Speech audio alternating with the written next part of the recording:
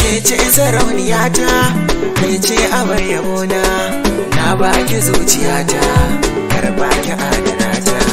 Kauna na baki ke maki bani so bai zama tsana ba. Juyo ki kan ni ne gaban ki ba za na waiwaya ba. Na gama duk shiri na akan ki ba za na warware ba.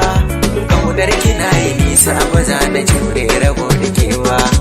Kyawun dirin kike haukata ni mai nutsuwa da haiwa.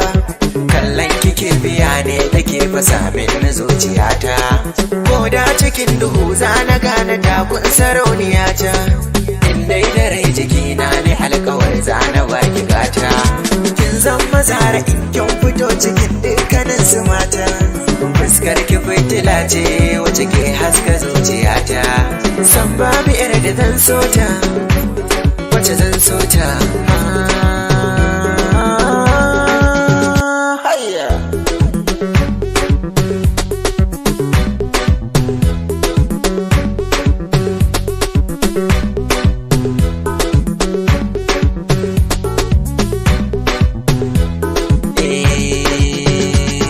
Yana da mai san shi ta wage ce diyar fulani. Kauna da sanki yar baba walla su ne suke zuma ne. Mai tambayar masoyin ki ba shi amsa a tun da gani. Mai furcin na gane ki zuciya ta yayi wa rauni. Sai yau faɗa da ke ce mishi kina da ni. Zan je garin masoya kin amince zo ki raganiya. Ba wanda zai ji haushin kitin da baki a daba ni bani. Kowa ya bar ni yau tun da kin amince zaki kula ni. Ni ne adab da ke sahiba ta juyo ki ganni gani. Sai na gare ki fansa kin ban zuwar ki na alasa.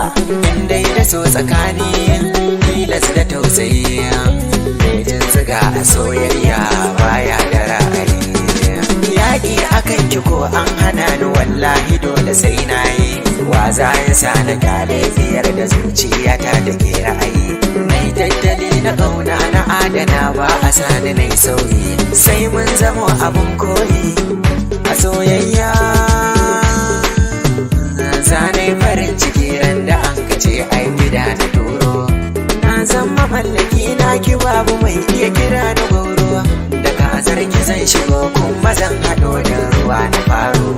Mata suna ƙasa ke sarauniya ta kina a soro. A ranar gare ki dukkan farin ciki na waza na